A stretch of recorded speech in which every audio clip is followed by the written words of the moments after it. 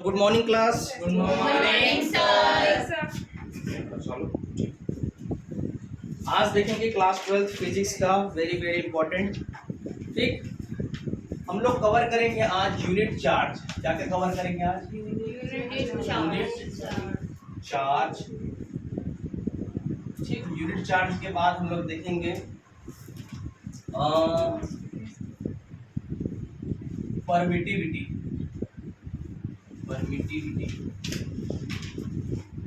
इसी को बोलते हैं डाई इलेक्ट्रिक्स। क्या बोलते हैं इसको? Die electrics. डाई इलेक्ट्रिक्स के बाद हम देखेंगे वेरी वेरी इंपॉर्टेंट, कूलम्ब्स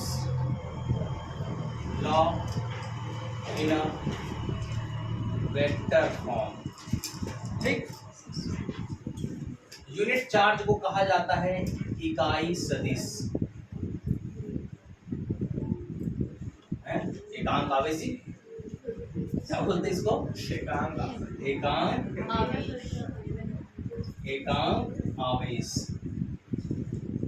ठीक, एकांक आवेश, जैसे कोई बच्चा फेल हो जाता है तो वो एकांक आवेश बन जाता है। ठीक है, एकदम ज़्यादा टॉप में आ गया तो वो एकांक आवेश बन जाता है। हाफ खाने लग जाता है एकदम ताकत क्या करके समझ आ ज्योति नहीं। ठीक है, यहाँ सब ठीक नॉर्मल नेचर के हो, ऐसा कोई वो नहीं। ठीक है, बोलने का मतलब आप समझ पा रहे हैं ना? ठीक है, उसको एक दूसरे नाम सुनो, ऐसे नाम हम नहीं लेते जी। ठीक है, इसको बोलते हैं आपेक्षित विद्युतशीलता। आपेक्षित विद्युतशील, ऐसे वो पीछे भी दिखाई दे रहा होगा ना कैमरा में? दिखाई दे रहा है? ठीक है, आपेक्षिक विद्युतशीलता, या इसको बोलते हैं डाइलेक्ट्रिक्स को बोलते हैं परावैद्युतांक। क्या बोलते हैं? परावैद्युतांक। और Coulomb's law in a vector form, मतलब सदिश रूप में देखेंगे किसको? कूलम्ब के नियम को। कूलम्ब के नियम को हम कैसे देखेंगे? सदिश रूप। कल तो सिंपल ऐसे देखें, है ना, सदिश रूप। रावण का एक दूसरा रूप देखे थे सीतारंग के समय, तो ऐसे ही कूलम्ब का भी दूसरा रूप देखेंगे यहाँ पास। ठीक है, चलिए यूनिट चार्ज की बात करते हैं। यूनिट चार्ज क्या होता है? ठीक है, फिर से पुराना चीज याद करो, जरा याद करो कुर्बानी। ठीक है, कौन सा? मैं स्टार्ट कर रहा हूँ क्या? Unit charge. ठीक, जैसे मैं ब्लैक बोर्ड में लिख रहा हूँ, समझा रहा हूँ, तुरंत समझ आ जाना चाहिए, याद हो जाना चाहिए। मेरे क्लास खत्म होने के बाद उसको तुरंत लिखने आ जाना चाहिए और 100% आएगा। ठीक है, यहाँ पर ध्यान देते रहो, जो चीज़ समझ में नहीं आएगा तुरंत मारना।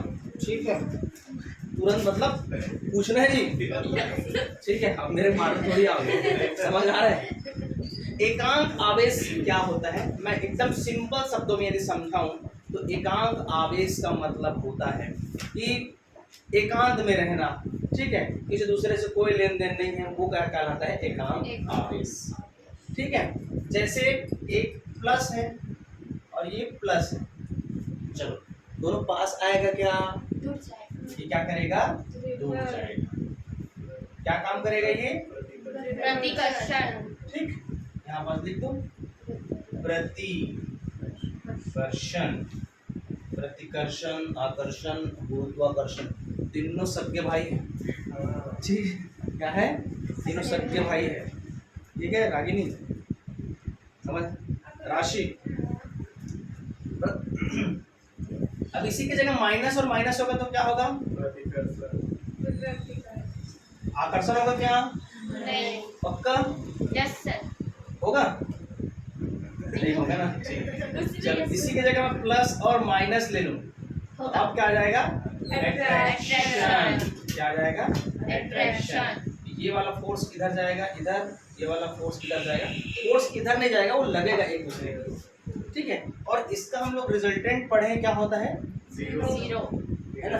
एक हमारा प्लस चार्ज और एक माइनस माइनस चार्ज, एक दूसरे को क्या कर देता है, कैंसिल कर देता है। ये थोड़ा बहुत कहानी हम लोग जानते हैं।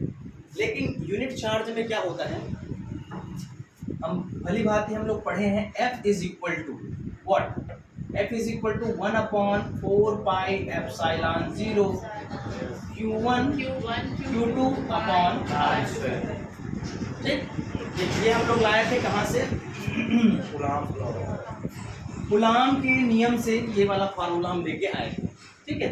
जहाँ पर F क्या है, बल, परिणामी बल है, Q1 और Q2 उसके दो आवेश हैं, R उन दोनों आवेशों के बीच की दूरी, ठीक। 4 पाई मैथमेटिक्स है और एप्सिलॉन 0 विद्युतशीलता है, permittivity of the substance, it's depends on the, यहाँ पर देखिए दो चीज है, एप्सिलॉन 0 ले रहे हैं, दैट मीन्स वायु या निर्वात की विद्युतशीलता, air and vacuum, the permittivity of air and vacuum. If we are taking epsilon, then we use the another medium. कोई सा भी मीडियम के लिए हम क्या लेते हैं, एप्सिलॉन। इसको एकदम दिमाग में बैठा लो। जहाँ एयर और वैक्यूम की बात करेगा, वायु या निर्वात की बात करेगा, तो एप्सिलॉन 0 ही लेना, ठीक। यहाँ पर मेरे को वो चीज़ नहीं बताना था, लेकिन आपको दूसरे चैप्टर से रिलेट करने के लिए मैं यहाँ पर कुछ चीज़ें बता रहा हूँ, ठीक है। ये टॉपिक तो चलेगा कंटिन्यू, लेकिन जैसे नेक्स्ट चैप्टर और इस चैप्टर में पढ़ने के बाद आपको कंफ्यूजन भी हो सकता है, तो इसलिए मैं यहाँ पर क्लियर लिख दे रहा हूँ। जैसे एक होता है एप्सिलॉन और एक होता है म्यू, एक होता है एप्सिलॉन 0, एक होता है म्यू 0, ठीक है। तो इसको ध्यान रखें, ये इलेक्ट्रिसिटी में, ये मैग्नेटिज्म, ये इलेक्ट्रिसिटी में, ये मैग्नेटिज्म। विद्युत चैप्टर जब पढ़ेंगे तो एप्सिलॉन, जब हम चुंबक वाला पढ़ेंगे तो म्यू, ठीक है, इसको ध्यान रखना। चलो अब इसमें एकांक आवेश में करते क्या है, हम पिछले क्लास में 1/4 पाई एप्सिलॉन 0 की एग्जैक्ट वैल्यू निकाले थे, कितना, 9 × 10⁹, ठीक। यहाँ एकांक आवेश में क्या करेंगे, जो बल है उसकी वैल्यू लेंगे 9 × 10⁹, ठीक। और यहाँ पर Q1 is equal to Q2 is equal to what, Q लेंगे, क्या लेंगे, Q। और ये दोनों के बीच की जो दूरी है वो कितना लेंगे, 1 मीटर, कितना लेंगे, 1 मीटर। सपोज इसको आप मान ली इक्वेशन 1, ठीक है, मेरे ख्याल से यहाँ तक कोई दिक्कत नहीं है। Now put all this value in equation number 1, या सभी वैल्यू को हम इक्वेशन नंबर 1 पे रखने पर क्या मिलता है, देखिए 9 × 10⁹ is equal to 9 × 10⁹ Q1 Q2, that means square upon R, मतलब 1 का स्क्वायर, करेक्ट है यहाँ तक, किसी को कोई डाउट, पढ़ूँ आगे, ये सेम है, खत्म कहानी। ये वाला 1 इधर आ जाएगा तो 1 is equal to Q square, या Q is equal to plus minus 1, ठीक है, ऐसा लिख सकता हूँ, ठीक है। अंडर रूट हटेगा तो क्या हो जाएगा, प्लस माइनस, ठीक है। या 1 भी लिख सकते हो, यहाँ पर पॉजिटिव वैल्यू लेके चलते हैं, तो Q is equal to what, 1। तो यही क्या है, यूनिट चार्ज, एकांक आवेश, ये क्या कहलाएगा, एकांक आवेश। अब देखो एकांक आवेश अभी समाप्त नहीं हुआ है, इसको समझो थोड़ा सा। एकांक आवेश तब कहलाया जब हम उस दोनों बिंदु आवेशों को कितने बल के अनुभव के साथ रखें, 9 × 10⁹ and the other value 1/4 pi epsilon 0, ठीक है। और एप्सिलॉन 0 दैट मीन्स हवा या वायु या निर्वात की जो माध्यम होता है ना, उस पर लिए, और दोनों आवेशों को हम एक समान लिए, और दोनों आवेश कितने मीटर की दूरी पर स्थित है, 1 मीटर है। तो ऐसे स्थिति में जो आवेश आएगा उसको क्या बोलते हैं, एकांक आवेश, करेक्ट है यहाँ तक, किसी को कोई दिक्कत, है ना, 2 नंबर का क्वेश्चन आता है तो बना लोगे। एकांक आवेश किसे कहते हैं, ठीक है। एकांक आवेश के लिए डेफिनेशन कैसे लिखोगे, 2 बिंदु आवेशों के लिए, है ना, लगने वाला जो परिणामी बल है वह F है, ठीक है, जिसकी वैल्यू कितना लोगे 9 × 10⁹ कौन से माध्यम में हम लोग काम करेंगे, इसमें वायु या निर्वात की उपस्थिति में, जिसकी विद्युतशीलता क्या है एप्सिलॉन 0, ठीक है, जहाँ पर Q1 और Q2 दोनों आवेशों की जो वैल्यू है वो समान है, और वह दोनों आवेश एक दूसरे से कितने मीटर की दूरी पर है, 1 मीटर के डिस्टेंस पे, ठीक है। और यहाँ पर एक दूसरे को क्या करेगा, वो प्रतिकर्षित करेगा, ठीक है, डिपेंड करेगा कि वो, ठीक है, अट्रैक्ट होगा तो क्या करेगा, एक दूसरे को कैंसिल आउट। समझ आए? देखो अभी धीरे धीरे एकांक आवेश, फिर आवेश को जोड़ के बनाएंगे, फिर बहुत सारे आवेश को, फिर एक आवेश के कारण उसका प्रभाव क्या है, ठीक है। कोई आदमी एकदम दमदार मजबूत हो जाता है तो उसका प्रभाव रहता है, एक जनपद सदस्य बन गया गाँव साइड, उसका प्रभाव रहेगा, सरपंच रहेगा तो उसका प्रभाव रहेगा, या तो प्रभाव रहेगा तो दुर्गति रहेगा, है ना। It's depends on the their efficiency, which type of work are performed in the village, that is very important fact. वो किस तरह से अपने आप को परफॉर्म करेगा उस हिसाब से हम लोग आकलन करेंगे। मेरे ख्याल से यहाँ तक क्लियर है, एनी डाउट, ठीक है। चलिए यहाँ पर कुछ इंपॉर्टेंट यूनिट है जिसको आपको ध्यान रखना है, जैसे SI, है ना, ये सब किस में हुआ है हमारा SI में, ठीक है। SI यूनिट में इसका मात्रक क्या होता है, गुलाम, क्या होता है, गुलाम, ठीक है, क्या होता है, गुलाम, ठीक। सबसे बड़ा मात्रक होता है ये, ठीक है। इसमें छोटा मात्रक कौन कौन सा है, एक होता है M माइक्रोकुलाम, ठीक है, ये मिली कुलाम, ये होता है microcoulomb. 1 coulomb is equal to 10⁻³ milli coulomb, ठीक, और 1 coulomb is equal to 10⁻⁶ microcoulomb, ठीक है, मिली कुलाम, ठीक, ये होता है माइक्रो। चलो छोटा कौन सा होता है, मिली के माइक्रो, पक्का, यहाँ तक क्लियर है। ये तो हो गया है हमारा SI में, ठीक। CGS में क्या हो जाएगा, CGS क्या होता है, full form, centimetre gram second. Class 11th में 4 प्रकार का मैं पढ़ाया था आप लोग को। एक होता है कौन सेकेंड? FPS, MKS, CGS, ठीक है, 4 प्रकार के होते हैं। पहला होता है हमारा क्या, MKS, CGS, एक होता है FPS, SI, पता है, metre kilogram second, metre kilogram second, centimetre gram second, foot pound second, international system of unit. तो यहाँ पर डिस्कस नहीं करेंगे, ऑलरेडी कर दिए, ठीक है, समझ आया, ठीक है दिव्या, अभी कर डाले उसको। CGS पद्धति में देखिए कुलाम का मात्रक, इसमें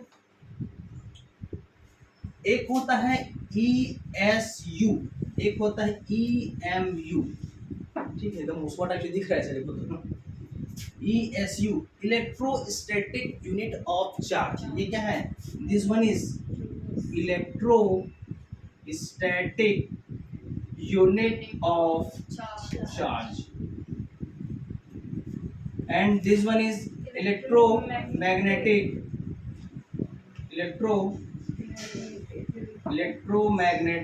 यूनिट ऑफ चार्ज, ठीक है, electrostatics and electromagnetic.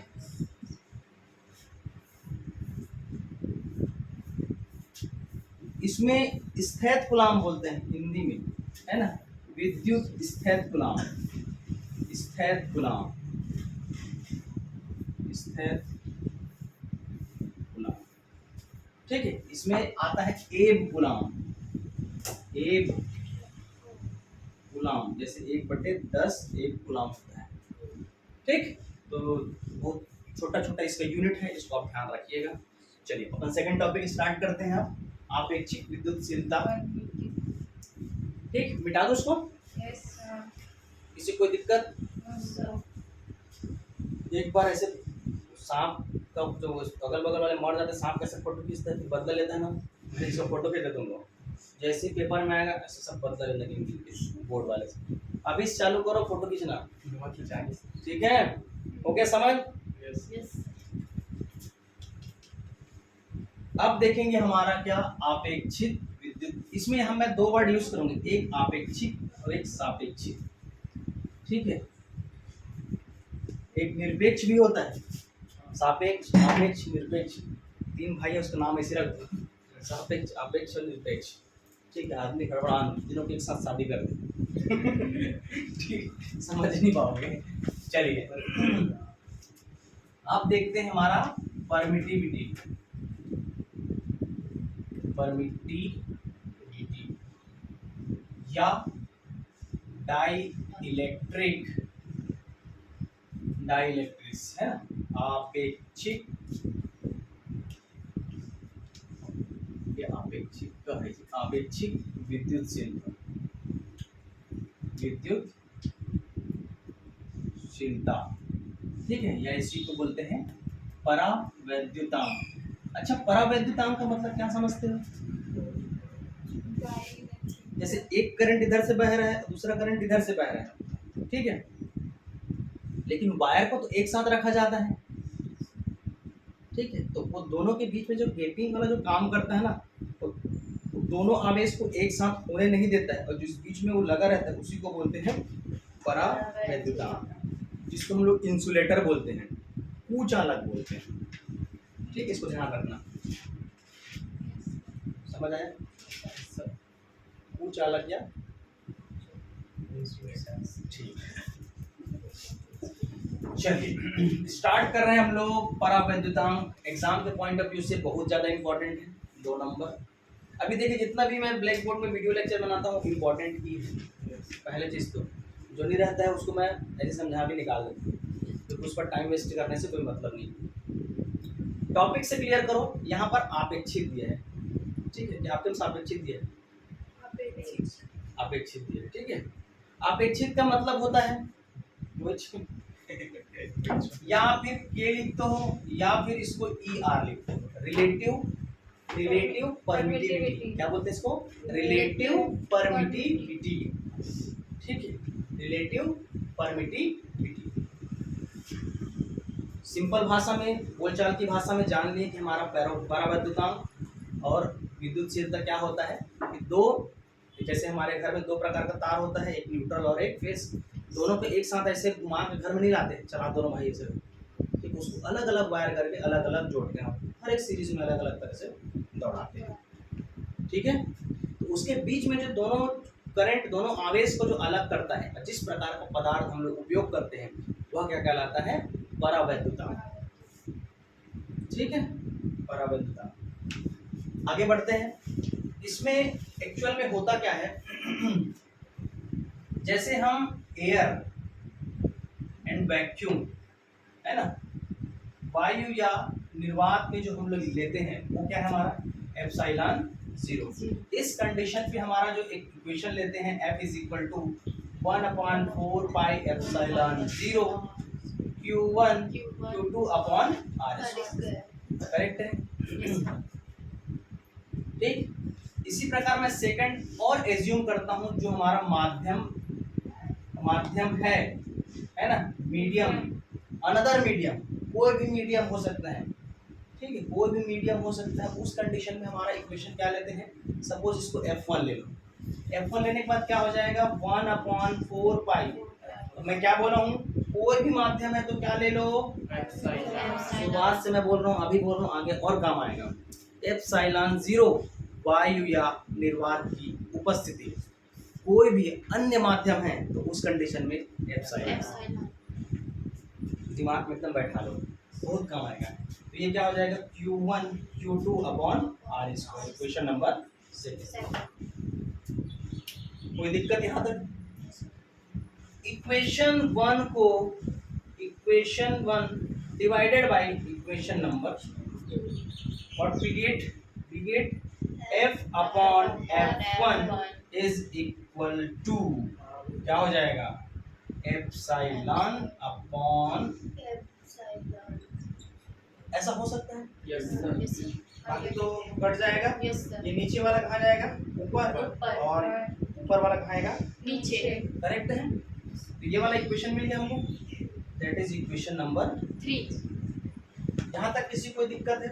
No, sir. Medium को समझ रहे हैं, के की वैल्यू निकालने जा रहे हैं हम लोग। बढ़े आगे, बहुत सिंपल तरीका से समझा रहा हूँ, कोई इसमें और लंबा चौड़ा थ्योरी नहीं डाल रहा हूँ, ना ही और कुछ चीज़ डाल रहा हूँ, एकदम शॉर्ट एंड स्वीट में आपको इतना आना चाहिए। नेक्स्ट चीज़ इसमें करते क्या है, नंबर थर्ड आ गए। अब नंबर थर्ड में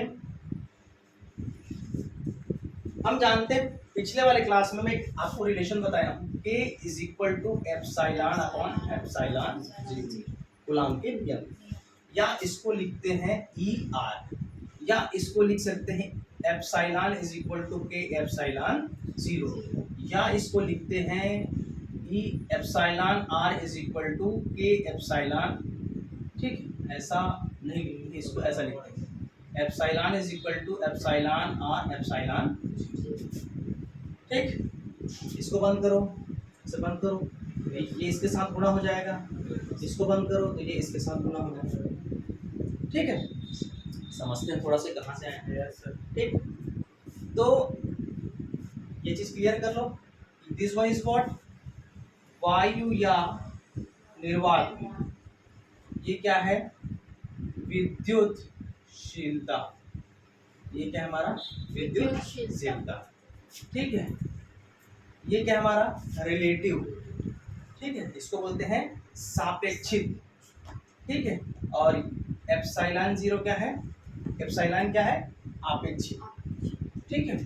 जब कोई अन्य माध्यम हो तो हम इस प्रकार का उपयोग करेंगे, रिलेटिव मतलब उसका रिलेट करके, किसके किसके बीच में, वायु या निर्वात की उपस्थिति और कोई अन्य माध्यम की उपस्थिति, ठीक है। तो यहाँ पर आप परिभाषा भी बना सकते हो, ठीक है, परिभाषा ये बना सकते हो कि जो परावैद्युतांक है, ठीक है, जो विद्युतशीलता है वह क्या है, जो कोई अन्य माध्यम की उपस्थिति और वायु या निर्वात की उपस्थिति के अनुपात को हम क्या बोलते हैं, परावैद्युतांक, जिसको हम लोग K के द्वारा लिखा जाता है, ठीक है। अच्छा, अब ये वाला रिलेशन आ गया हमारे पास, K is equal to what, epsilon upon epsilon 0, equation number 4। अब आप इक्वेशन नंबर 4 को देखिए और इक्वेशन नंबर 3 को देखिए, कुछ नजर आ रहा है, सेम है क्या? Yes, sir. मैं क्या लिख सकता हूँ, F upon F1 is equal to K, ऐसा लिख सकता हूँ, Yes. लिख सकते हैं। तो इससे हमको क्या समझ आ रहा है, इससे हमको ये समझ आ रहा है कि उसके माध्यम के जो विद्युतशीलता, तो जो परावैद्युतांक निकाल रहे हैं उसके रेशियो में है, लेकिन उसके बल के परिमाण भी उसी रेशियो में इक्वल आ रहे हैं। तो यहाँ पर ये कंक्लूड होता है कि जो माध्यम का जो परावैद्युतांक है, विद्युतशीलता है, ठीक है, वायु या निर्वात की उपस्थिति में लगाए गए बल के परिमाण और कोई अन्य माध्यम पर लगाए गए बल के परिमाण के अनुपात के बराबर है, ठीक। इस प्रकार से हमारा क्या निकल गया, बराबर, ठीक है, कोई दिक्कत? अब चाहो तो एक बार और चेक कर सकते हो, ये वाले को दूसरे वाले में रख के देख सकते हो, इस वाले में क्यों रख के देख सकते हैं, ये क्या डिफरेंट मीडियम के लिए है, तो ये क्या हो जाएगा, F1 is equal to 1 upon 4 pi तो लिखूंगा, और एप्सिलॉन की जगह क्या लिखूंगा, K एप्सिलॉन 0, ये क्या हो जाएगा, Q1 Q2 अपॉन, क्या समझ पा रहे हो? मैं केवल यहाँ से वैल्यू उठाया और इसकी जगह रख दी, क्योंकि हम ये जानते हैं कि ये अन्य मीडियम, कोई सा भी मीडियम के लिए इक्वेशन सेटिस्फाइड है, करेक्ट है। इसकी वैल्यू को यहाँ रख दिए। अब ऐसा लिखने से हमको क्या पता चल रहा है कि ये जो है F1 इज इक्वल टू जो एयर एंड वैक्यूम के लिए, वायु या निर्वात के लिए कितने गुना है इसमें हमको समझ में आ रहा है। जैसे 1/k को मैं कॉमन ले सकता हूँ, ठीक है, अंदर में क्या बचेगा 1/4πε0 Q1 Q2/r²। क्या कंक्लूड हुआ इससे कि जो F1 है, F1 क्या है, कोई सा भी मीडियम के लिए जो हमारा फोर्स लग रहा है उसका क्या मैग्नीट्यूड है, रिजल्टेंट है, ठीक है। अन्य मीडियम के लिए जो लगाए गए बल है उसका 1/k गुना होगा कौन, वायु निर्वात की उपस्थिति के लिए लगाए गए बल। समझ पा रहे हो मैं क्या बोल रहा हूँ? ये तो जी इतना गुना है ना। इसको मैं क्या लिखूंगा ज्योति बता, इसको मैं क्या लिखूंगा, इसको ये लिख सकता हूँ कि नहीं? ये तो जी कुछ थोड़े किया हूँ, इसमें मैं कोई कंफ्यूजन वाला काम नहीं है भाई। ये वाला इक्वेशन था, ये वाला इक्वेशन कहाँ से आया, कोई सा भी मीडियम के लिए हो सकता है, कोई सा भी मीडियम के लिए, कोई सा भी माध्यम के लिए हम कैसा इक्वेशन यूज करते हैं, ये वाला। यहाँ पर एप्सिलॉन है, परावैद्युतांक वाले रिलेशन में जानते हैं कि एप्सिलॉन इज इक्वल टू के एप्सिलॉन 0।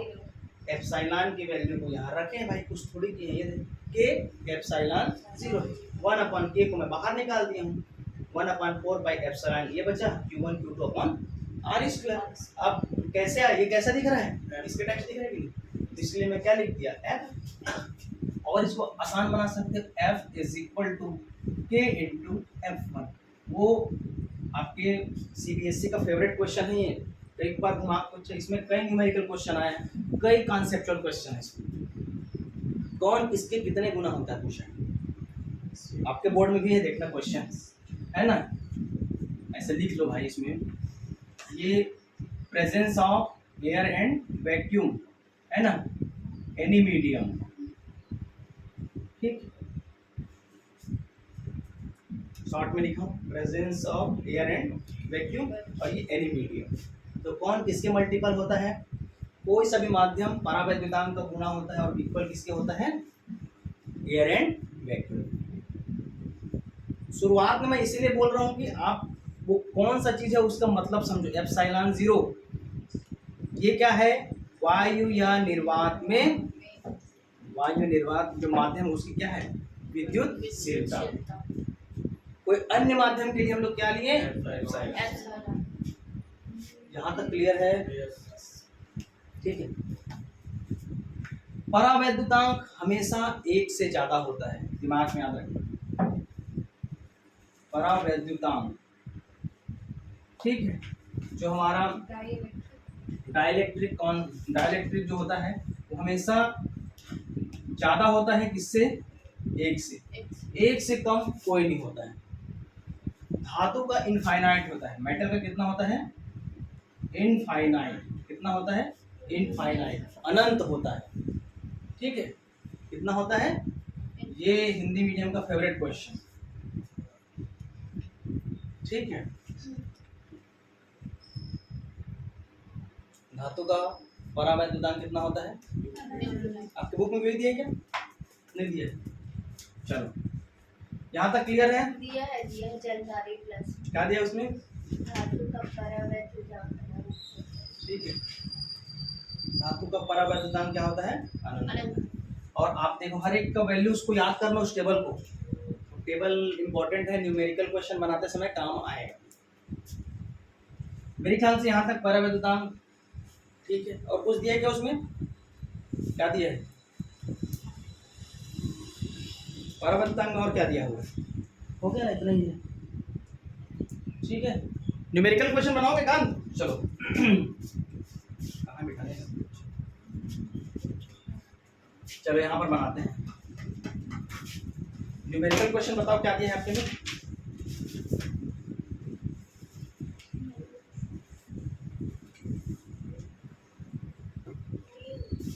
बोलिए क्वेश्चन नंबर 1।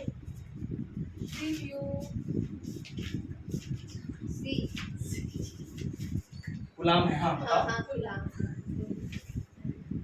3 म्यू कूलाम के दो बोलना।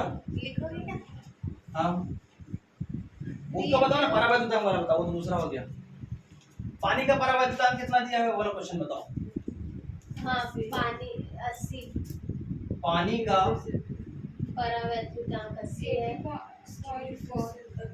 उसकी विद्युत शुद्धता कितनी है? पानी का परावैद्युतांक कितना दिया है? 80.4। और अरे इसे क्या निकालना है? विद्युतशीलता। इसे क्या निकालना है? विद्युतशीलता। इसे क्या निकालना है? विद्युतशीलता। ठीक है, अभी हम लोग रिलेशन जानते हैं, K is equal to what? Epsilon upon epsilon 0। अच्छा, इसमें K की वैल्यू निकालना है क्या? क्या निकालना है K की वैल्यू? 80 है। हाँ? इसका परावैद्युतांक कितना दिया है? According to the question K की value K is equal to 80। और इसका परावैद्युतांक निकालना है? हाँ, विद्युतशीलता निकालना है। कोई सा भी मीडियम हो सकता है। ठीक है, तो ये क्या हो जाएगा? Epsilon is equal to K epsilon 0। ठीक, तो K का वैल्यू रखो 80। ठीक है, इनटू, रुक जा मैं पूछूंगा। चल राशि, एप्सिलॉन 0 का वैल्यू बता। 8.854 इंटू 10 टू पावर माइनस 12। ठीक है, कितना होता है? 12 होता है क्या? 12 होता है? 12 होता है। ठीक है, चलो, तो इससे कैलकुलेशन करके जो आंसर आएगा वो हमारा आंसर होगा। ठीक है, उसमें करो, टाइम पास होगा। चलिए बताओ इसको। तो न्यूमेरिकल बनाने भी आ गया आप लोग को। चलिए एक लास्ट इसमें और करते हैं, बहुत बढ़िया है। कूलॉम के नियम का सदिश रूप। मैं दोनों को एक साथ बता रहा हूँ, इसका पोजीशन वेक्टर और इसका सदिश वाला। सबसे पहला चीज तो इसका डायग्राम समझ, केवल डायग्राम समझ गए ना, पूरा इसका क्या बना लोगे? डेरिवेशन बना लोगे। ठीक है, ये पास आ गया। ठीक है, कूलॉम के जो है ना वेक्टर फॉर्म में देख रहे हैं। वेक्टर को थोड़ा जान लो मेरे, क्या होता है। कक्षा 12वीं और 11वीं में क्या है? वेक्टर। और गांव साइड क्या है? वेक्टर। ठीक है, समझ आ रहा है? वेक्टर और टेक्टर दोनों ठीक है जी। ठीक है, टेक्टर जो है अगल बगल नहीं भागता है, सीधा सीधा से डायरेक्शन होता है। ठीक, या तो खपलाओगे। समझ आ रहा है? भले ही खेत कितना ही खुरदरा हो, लेकिन वो क्या है? सीधा चलता है, इसीलिए ट्रैक्टर वेक्टर का काम करता है। ठीक, चलो, वेक्टर में बहुत बढ़िया चीज ये है कि इसका मैग्नीट्यूड होगा एंड डायरेक्शन। क्या होगा? Magnitude and direction. मैग्नीट्यूड का मतलब होता है परिमाण और दिशा। ठीक, परिमाण और दिशा दोनों उपस्थित हो, उसको क्या बोलते हैं? वेक्टर। ठीक है, मेरे को तो डायरेक्ट कूलॉम के उसका वेक्टर फॉर्म बताना था, लेकिन कुछ नए बच्चे हैं तो थोड़ा से जरूरी है। ठीक, तो वेक्टर किसे कहते हैं समझ आ गया। इसको लिखते कैसे हैं? ऐसे एरो के माध्यम से। स्मॉल लेटर लिख रहे हो तो स्केलर, कैपिटल लेटर या बोल्ड लेटर में लिख रहे हो तो वो क्या है हमारा? वेक्टर। अभी तो लेना हो, ठीक है। हाँ हाँ, लेना थोड़ा 15-20 मिनट बाद मिला। ठीक है, 15 मिनट पहले लगी बैठता। जैसे कैपिटल ए लिख रहे हो, बोल्ड लेटर में लिख रहे हो तो वो वेक्टर है। सिंपल ऐसा लेटर लिख रहे हो तो ये स्केलर है। इसमें ऐसे इस टाइप से एरो लगा दिए तो वो क्या बन गया? वेक्टर। ठीक है, ये सिंपल नोटेशन। यहाँ तक समझ आ गया। अब आप लोग पोजीशन वेक्टर पढ़े हो, बिल्कुल पढ़े हो। स्थिति सदिश पढ़े हो, ठीक है। राशि पढ़िए क्या? हाँ, पोजीशन वेक्टर। ठीक है, जैसे एक पॉइंट ये है, एक पॉइंट ये है। ठीक है, तो इसमें क्या होता है? ये सेंटर से ये R1, ये R लिए, ऐसा नहीं बनाते हैं, ऐसे X, Y और Z। यहाँ पर कोई पॉइंट है P, ये R क्या है हमारा? Position. R is what? Position vector, स्थिति सदिश। और इसी के साथ में आप लोग को 6 या 7 तो उसका एप्लीकेशन पढ़ाया था। इसमें बहुभुज त्रिभुज का सदिश जोड़ते कैसे हैं, याद आ रहा है? याद आ रहा है ना? जैसे एरो के ऊपर डिपेंड करता है, सबसे बड़ा वाला भुजा को इक्वल करते हैं और दोनों को जोड़ देते हैं, ठीक है। वो डिपेंड करता है 2 पॉइंट पे। यदि हमारे को 2 पॉइंट मिला है तो उस कंडीशन में वेक्टर ट्रायंगुलर लॉ लगाया जाता है, वेक्टर ट्रायंगुलर लॉ। चलिए इसको हम लोग स्टार्ट करते हैं। ये हमारा क्या है, प्लस चार्ज, और दूसरा क्या हमारा प्लस चार्ज, ठीक है। यहाँ से ओरिजिन से इस पॉइंट का हम लोग ऐसे लगाओगे, एक और ये ठीक। तो ये हमारा हो गया Q1 चार्ज, ठीक है, और ये हो गया हमारा Q2 चार्ज। इसको चल रहा है ना, ध्यान से समझना इसको, इसको समझ गए तो वेक्टर फॉर्म एकदम आसानी से समझ गए, ठीक है। हम लोग 2 चार्ज है, ठीक है। एक और कंडीशन ध्यान रखना, यदि सेम चार्ज है तो एक कंडीशन होता है सेम चार्ज के लिए, Q1 इंटू Q2 0 से ग्रेटर होगा कि लेस देन होगा?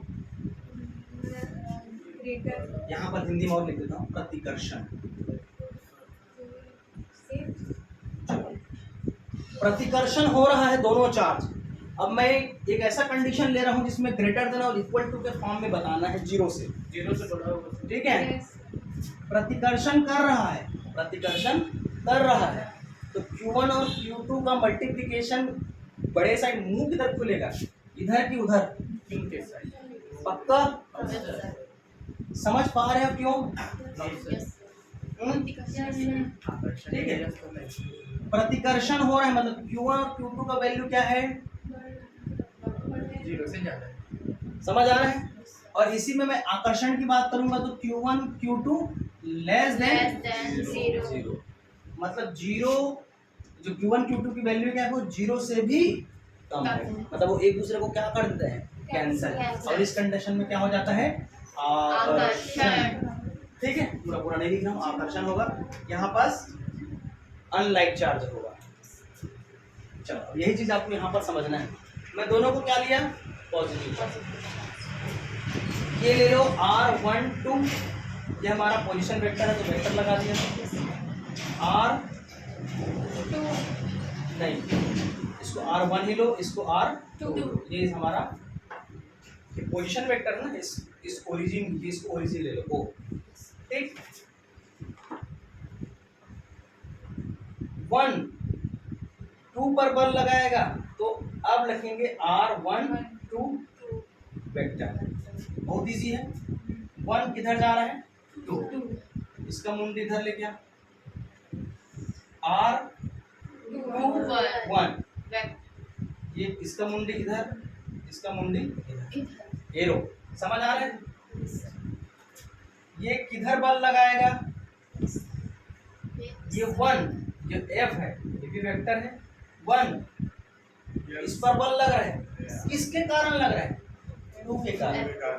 ये 2 के कारण ही तो जैसे थकला रहा है, ठीक है, उसके कारण हो रहा है।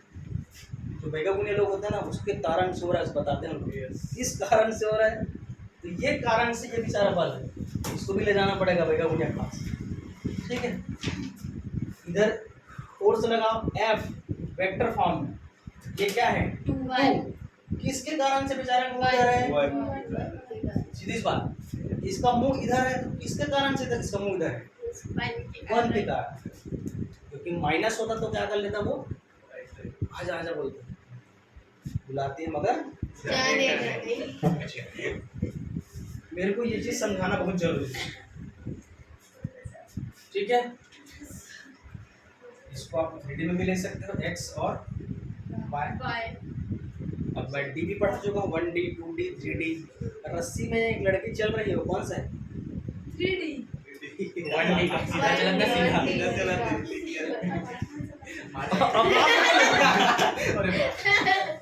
कैसे कर रही है, 2D। तो आगे चले, बहुर रघुराया पीछे लक्ष्मण, ठीक है। चलो इस डायग्राम में किसी को कोई दिक्कत ना, इस डायग्राम में किसी को कोई दिक्कत? सर चलिए, ये 2 1 है, ये 2 1 है और ये 1 2 है। दोनों चार्ज के बीच की दूरी है, दिमाग में रखना। मैं यहाँ लिख रहा हूँ yes sir R1 and R2 is what? Position of charge vector. ये क्या है? Position vector. इसको हिंदी में बोलते हैं स्थिति सदिश। This one is what? स्थिति सदिश। ठीक है, हंसिया टाइप से हो गया, ठीक है, आया समझ में? R12 एंड R21 ये क्या है हमारा? डिस्टेंस। क्या है? डिस्टेंस। ये क्या हमारा? डिस्टेंस है। किसके किसके बीच में? वो दोनों चार्जेस के बीच में। ये डिस्टेंस है, ठीक है, वो डिपेंड करेगा किसका किसके रिस्पेक्ट में, ठीक है। ये हमारा डिस्टेंस है। F12 and F21 this one is what? Force है, ठीक है। अब वो डिपेंड करेगा फोर्स किसके कारण से लग रहा है, ठीक है। जैसे मैं यहाँ पर बताया F12 ये इसका 1 के कारण 1, किसके कारण से इसका मुंह इधर हुआ? सेकंड के बाद 2 के कारण। 2 का बल इधर लग रहा है, किसके कारण से लग रहा है? 1 के कारण। आया समझ में? यस चलो थोड़ा सा आगे बढ़ते हैं। अब एक इस पॉइंट के लिए हम लोग रिजल्टेंट फोर्स निकालते हैं। F12 इज इक्वल टू क्या हो जाएगा? 1/4 पाई एप्सिलॉन 0, ठीक। ये क्या हो जाएगा? Q1 Q2 अपॉन R12, ठीक है, R12 का स्क्वायर। अच्छा एक चीज इसमें ध्यान रखना, ये जैसे लिखा हुआ है तो ये क्या है हमारा? मॉड है ना, मापांक बोला जाता है रिजल्टेंट। इसमें हम लोग यूनिट वेक्टर में ये भी पढ़ते हैं, R cap is equal to vector R upon G, ठीक है। वो यूनिट वेक्टर है, इकाई सदिश। अभी पढ़े ना, अभी क्या पढ़े हो? एकांक आवेश। वैसे ही आप कक्षा 11वीं में क्या पढ़े हो? समझ आ रहा है? तो ये हमारा फार्मूला होता है, इसमें बहुत सारा हम लोग सॉल्व कर चुके हैं। ये 3D होता है, जैसे xi प्लस वाई जे प्लस जेड की। इसको यहाँ पर मैं एक्सप्लेन नहीं कर रहा हूँ, कर ही दिया और क्या नहीं करूँगा, ठीक है। X square plus Y square plus Z square, ठीक। तो इस टाइप से फॉर्म होता है, आप ध्यान रखिएगा। वो डिपेंड करेगा कि 1D है, 2D है कि 3D है, लेकिन हम लोग वेक्टर ले रहे हैं, दैट मीन्स वो डिपेंड करेगा। बेसिकली हम लोग 3D पे ही होता है। जब भी वेक्टर फॉर्म का क्वेश्चन सॉल्व किए हैं, सिंगल का वो नहीं किए हैं, है ना। भले उसमें 0 0 का कोऑर्डिनेट रहेगा, 0 0 कोऑर्डिनेट रहेगा, लेकिन 3D ही रहता है, ठीक है। अब आजकल 5G 6G आ गया है, इसको 5-6 टांग नहीं हो जाएगा, ठीक है, अब उतना ही रहेगा, तो लोग बढ़ा मत लेना। चलो आगे बढ़े। इनटू इसका एक डायरेक्शन बता दीजिए, कहाँ से कहाँ हो रहा है? 1 से, समझ आया? अब इसके प्लेस पे मैं ये भी तो रख सकता हूँ क्या? 1/4 pi epsilon 0 Q1 Q2 upon, ध्यान से देखना, इसकी जगह मैं क्या लिख सकता हूँ? यहाँ लिख दूँ, जैसे R12 है, R12 को मैं क्या लिख सकता हूँ? R12 अपॉन R12, ठीक है। ये क्या हो जाएगा? Cube, R cube 12 into R1। समझ पा रहे हो? कुछ नहीं कर रहा हूँ,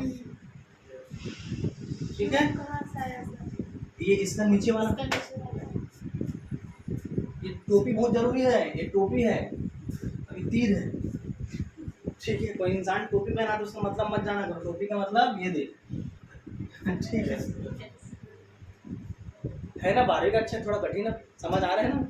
नहीं है, एक एक स्टेप को ध्यान, यहाँ मतलब मैं ये बोल सकता हूँ, आप रेगुलर रहिए, है ना। एक एक टॉपिक, एक एक प्लेस को मैं क्लियर करते हुए चलूँगा।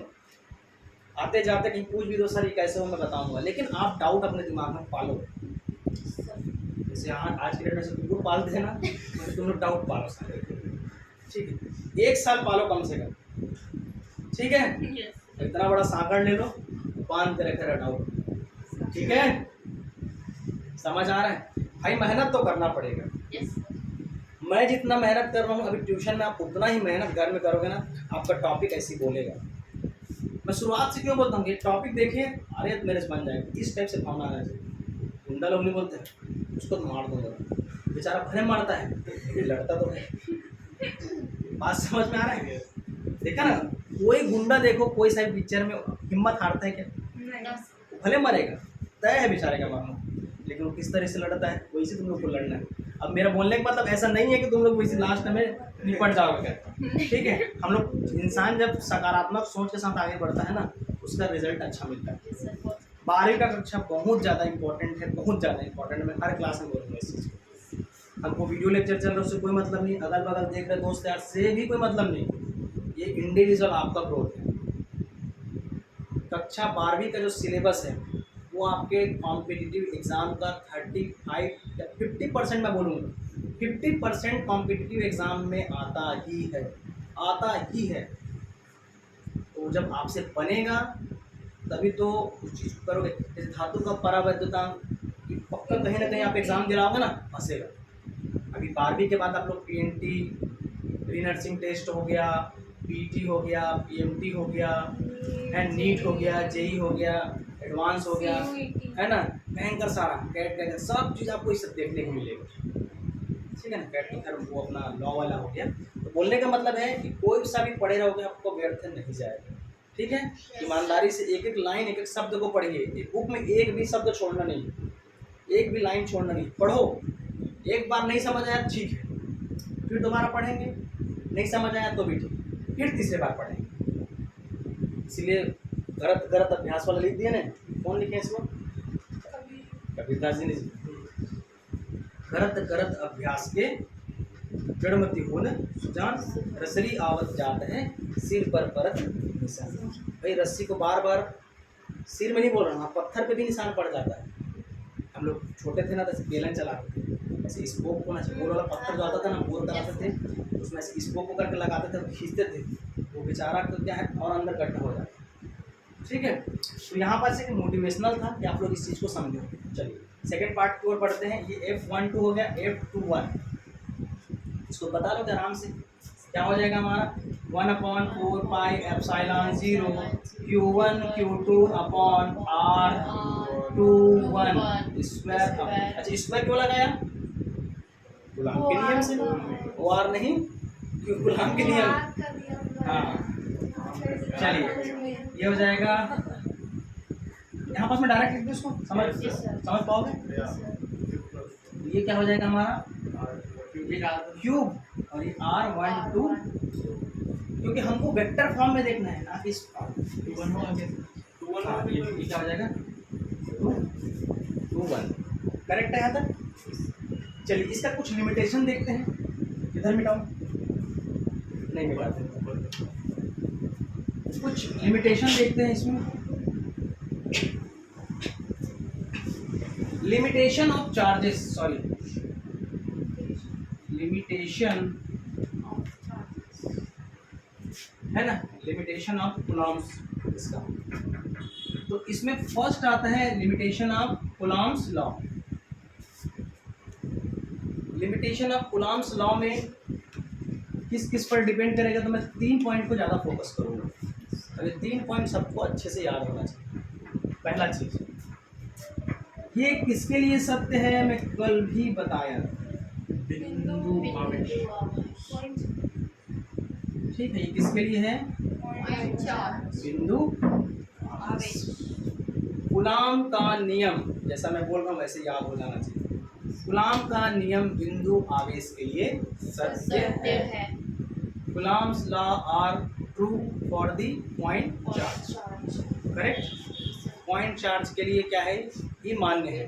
पॉइंट चार्ज, अब इतना बड़ा बिंदी गोला ले आओगे तो उसके लिए सर मेरा कूलॉम्स लॉ ठीक नहीं होगा, तो बंद हो गया तो ये दुकान होगी। सेकेंड, कूलॉम का नियम जो है स्थिर आवेश के लिए लगता है, किसके लिए होता है? स्थिर आवेश के लिए। किसके लिए लगेगा? स्थिर आवेश। गतिमान के लिए नहीं। ठीक, स्थिर आवेश के लिए कूलाम का नियम लागू होता है, गतिमान आवेश के लिए नहीं। मैं सिलेबस जब बता रहा था उसमें 2 पॉइंट डिस्कस किया था। स्थिर है तो विद्युत, गतिमान है तो अभी उतना ही सुने रहो, बाद में उसको मैं और आगे अच्छा कहानी से बताऊंगा। ठीक, थोड़ा थोड़ा क्लाइमेक्स बचा के रखते हैं ताकि दूसरे चैप्टर को कनेक्ट करूंगा। क्लियर है यहाँ पर? अब इसमें ये भी पता होना चाहिए कि जब आवेश स्थिर है उसको क्या बोलेंगे, आवेश गतिमान है तो उसको क्या बोलेंगे। तो आवेश स्थिर है तो इलेक्ट्रोस्टैटिक्स, मूविंग है तो इलेक्ट्रोमैग्नेटिक्स। आगे चलो, कूलाम का जो नियम है वो अधिक दूरियों के लिए सत्य है। यहाँ पर 10 के घात -15 मीटर से कम की दूरी के लिए सत्य नहीं है। 10 के घात -15 मीटर से अधिक दूरी के लिए सत्य है, उससे कम की दूरी के लिए सत्य नहीं है। एकदम ही पास पास रहेगा उसको फोड़ फोड़ तो थोड़ी कूलाम का नियम लगाओगे। ठीक है, ऐसे तो सट्टे पड़े हम दोनों जने, उसको क्या करोगे, उसको कैसे कूलाम का नियम लगाओगे? बेचारे का डिस्टेंस ही नहीं दोनों के बीच में, मरे जा रहा है दोनों चार्ज एक साथ। ठीक है, समझ आ रहा है? तो यहाँ पर कूलाम का नियम नहीं लगेगा। एक आपको रेंज पता होना चाहिए, नैनो रेंज की सीरीज में आता है। ठीक, उसको मैं नेक्स्ट चैप्टर में कवर करूँगा। तो ये 3 पॉइंट क्लियर हुआ कि नहीं? नंबर 1 क्या बोला कि ये पॉइंट चार्ज के लिए एप्लीकेबल है, मतलब बिंदु आवेश के लिए कूलाम का नियम सत्य है। दूसरा, कूलाम का नियम जो है, ठीक है, किस पर लागू होता है? स्थिर आवेश के लिए, गतिमान आवेश के लिए नहीं। स्टैटिक चार्ज के लिए एप्लीकेबल है, not a moving charge. Number 3, यह अधिक दूरियों के लिए सत्य है, लेकिन 10 के घात -15 से कम की दूरियों के लिए सत्य नहीं है, उससे अधिक दूरी के लिए सत्य है। क्लियर है यहाँ तक? एक चीज इसमें और ध्यान रखना, इसमें कंक्लूड ये होता है इस वाले में 1 2 = -2 1 ऐसा लिख सकता हूँ। आप वेक्टर में भी ये चीज़ देखते हैं। ठीक है, वेक्टर में देखें ना हम लोग A B, commutative law, associative law, वितरण नियम, क्रम विनिमय नियम, साहचर्य नियम सब पढ़े ना, कब ऋण होगा कब धन होगा। देखिए भाई, आपका मैं पहले क्लास में ये बोल के रखा हूँ कि 11वीं आपका 12वीं में पीछे नहीं छोड़ेगा, हर जगह अगल बगल घूमेगा। अब वो नियम याद रहेगा तब ये चीज़ को समझोगे। कैसे 1 2 था, 2 1 के साथ माइनस कैसे होगा, समझ आ रहा है? तो 2 1 क्यों हुआ? क्योंकि उसका जो डायरेक्शन चेंज हो रहा है, सदिश में जब डायरेक्शन चेंज करते हैं, है ना, पहले उत्तर की ओर जा रहे हैं तो दक्षिण की ओर आएंगे, जस्ट अपोजिट आते हैं। 3 कंडीशन बनाया था, 0 90 180, याद आ रहा है? 0 90 180। ठीक है, तो वहाँ से कोई मतलब नहीं। इसको और क्या लिख सकता हूँ मैं? F12 plus F12 plus F21 is equal to what, ऐसा लिख सकता हूँ। इसी प्रकार हमारे यहाँ पर पोजीशन वेक्टर को भी मैं लिख सकता हूँ। अच्छा, इसमें एक स्टेप और बढ़ा सकते हो, जैसे ये है तो इसको आप लोग क्या लिख सकते हैं? ये 1 से 2 है तो ये R1 - 2। ठीक, ये 1 2 है तो ये क्या हो जाएगा? R2 - R1। हमेशा जब चोर पुलिस वाला मैं एग्जांपल बता रहा था क्लास 11th में, तो उसमें क्या करते थे, बाद वाले को पहले रखा जाता था, फिर पहले वाले को बाद। आपेक्षिक वेग, रिलेटिव वेलोसिटी, याद आ रहा है? यस। ठीक, इसमें मैं एक चीज आपको समझा रहा हूँ, बता देता हूँ। जो वेक्टर ट्रायंगुलर लॉ है, वेक्टर ट्रायंगुलर लॉ में कैसे करते हैं, फिर उसका क्लोज करता हूँ मैं क्लास। देखिए, एरो को देखना ना, एरो ये किधर गया है? ऐसे। इधर वाला एरो कैसे गया है? ऐसे। इसको जोड़ दो, R1, ध्यान से देखना, इधर गया और ये कहाँ गया? ऐसे। R1 कौन सा गया इधर? R1 से 2 प्लस R1 1 से से 2 2 इज इक्वल टू, अब ये क्या होता है R2 इज इक्वल टू, ठीक, मैं ये लाने का प्रयास कर रहा हूँ, ठीक है, मैं वहाँ डायरेक्ट लिख दिया, लेकिन आया कैसे उसको समझो, बात समझ में आ रहे हैं। तो ये क्या हो जाएगा R1 2 is equal to R2 minus R1। कोई है जिसको समझ में नहीं आया? R1 2 की जगह मैं क्या रखूंगा R2 माइनस R1। एकदम इजी है, हड़बड़ाना नहीं है, जो डायग्राम में है वैसे ही आपको स्टेप बाय स्टेप चलना है। चलो दूसरा ट्रायंगल चलते हैं ये वाले में, ठीक, अभी इसको भूल जाओ, अभी हमको दूसरा है, इसका मुंडी किधर है, ये क्या लिख लियो R, थोड़ा बढ़िया से जगह बना,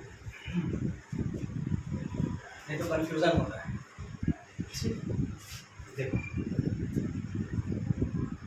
ये एरो किधर गया, इधर, तो ये क्या लिख लिया मैं R2, यहाँ तक कोई दिक्कत, प्लस, अब इधर जाने वाला ट्रेन पकड़ो, इधर जाने वाला रास्ता ये कौन इधर आ रहा है भाई, R21, ठीक, भाई दो इधर से दो जने जाएंगे तो क्या होता है, जब कहीं हम लोग घूमने जाते हैं तो एक जने ऊपर वारस बैठ रहा है और एक जने निमोरस बैठ रहा है, ठीक है, तो यहाँ से आदमी उठा के उसके पास जाओगे तो जुड़ते हुए जाओगे ना जी। मैं आपको चार्ज का थर्ड प्रॉपर्टी बताया था, एडिटिव प्रॉपर्टी, याद आ रहा है कल, एडिटिव प्रॉपर्टी योज्यता का नियम, वो क्या होता है, जुड़ते जाता है, जैसे Q1 अप्लाई हुआ, फिर Q2 अप्लाई हुआ, Q3 अप्लाई हुआ, तो इंडिविजुअल उसको क्या करते हैं हम लोग, जोड़ते जाते हैं। आ रहा है समझ में, क्लियर है यहाँ तक? तो देखो इसका मुंडी किधर, R2, देखो जिधर उसको मुंडी जा रहा है, कौन से इधर जा रहा है, 2, चलो इसको मत भूल भी जाओ, तो आपको लगाने आना चाहिए, ये क्या है, चार्ज सेकेंड, चार्ज सेकेंड किधर जा रहा है, फर्स्ट की ओर, चार्ज सेकेंड किधर जा रहा है, फर्स्ट, मतलब उसके कारण उसकी दूरी है बराबर, ठीक है, उसके बाद कौन अपोजिट साइड में कौन बच गया, R, ये R1, ठीक है ना, यही होता है ना, अपोजिट है, दोनों के बराबर के साइन में होता है, ठीक, तो ये क्या हो जाएगा, हमको क्या निकालना है, R21 इज इक्वल टू, बराबर आपको वेक्टर लगाते रहना है, R1 माइनस R2। अब देखो R21 के जगह में है कि नहीं, R21 के प्लेस में क्या है, R1 माइनस R2, ठीक है,